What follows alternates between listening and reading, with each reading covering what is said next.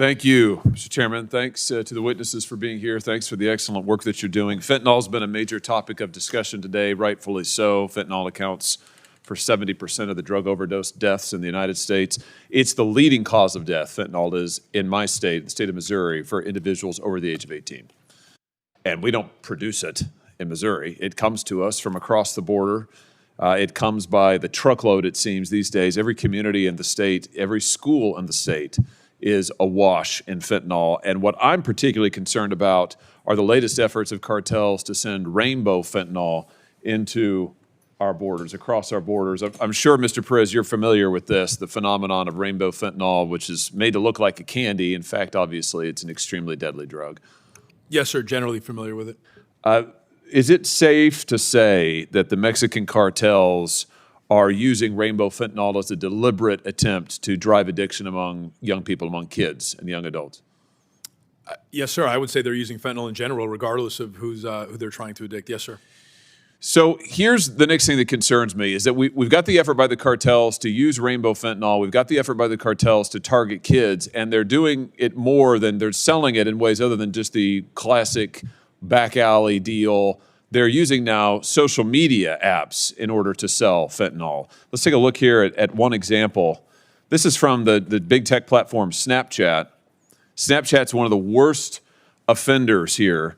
The Snapchat's platform, as you may know, features disappearing messages, anonymity. It also has real-time mapping features that make it easy for drug traffickers to access clients and especially young people. Snaps are often accompanied by code words and emojis that are designed to evade detection by law enforcement. In February of this year, a mother, Bridget Noring, sat where the three of you are sitting and testified. She lost her child, by the way, her 19-year-old kid, lost him to a fentanyl overdose after he got fentanyl through a Snap message.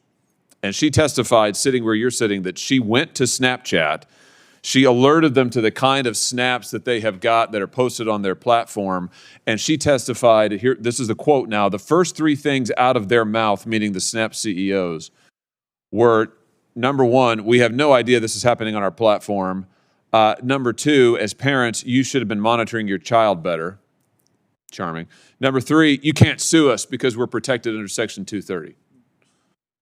Now, my question to the three of you is, wouldn't it be a big help to your efforts and to our efforts as a country to stop the flow of fentanyl and other illegal drugs into this nation and from flowing into the hands of our kids if we shut down these platforms from selling and offering drugs and being a major platform for drug traffickers? Mr. Perez?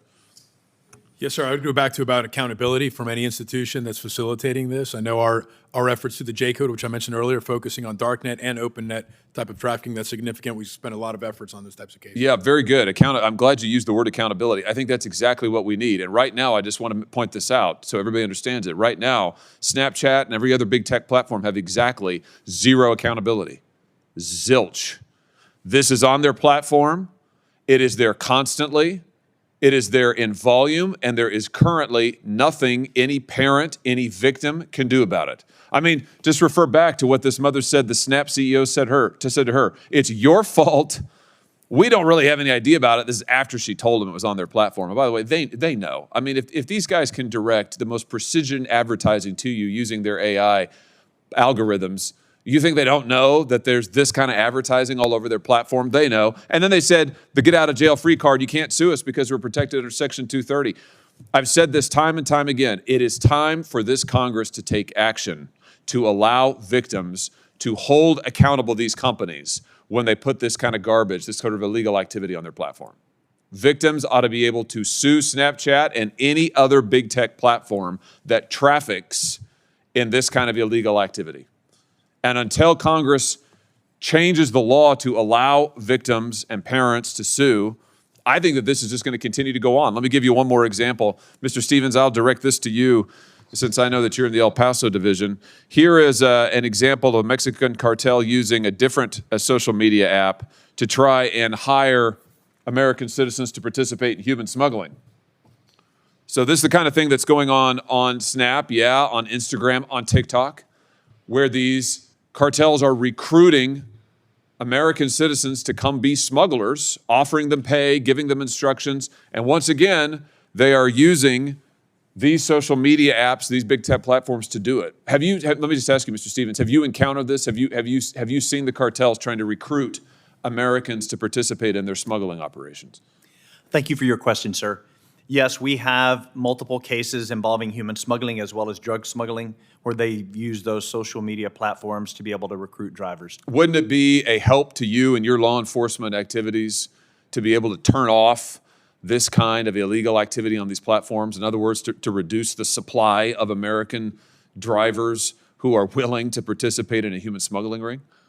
Yes, it would, sir. We need to do it. And the way to do it is to hold these social media companies accountable, to use your word, Mr. Perez, to allow victims to sue the social media companies for violating the law, for violating basic human decency, for lying constantly to their customers and the American people. I've already introduced legislation that's passed this committee unanimously to allow victims of child pornography to sue the platforms. And I can tell you the next step is to allow victims of human trafficking, victims of this kind of illegal trafficking in narcotics to sue the platforms. If we can do that, I think we can begin to make a dent in this tidal wave of fentanyl and other narcotics coming across our border, and I think we can begin to hold these social media companies accountable. Thank you, Mr. Chairman.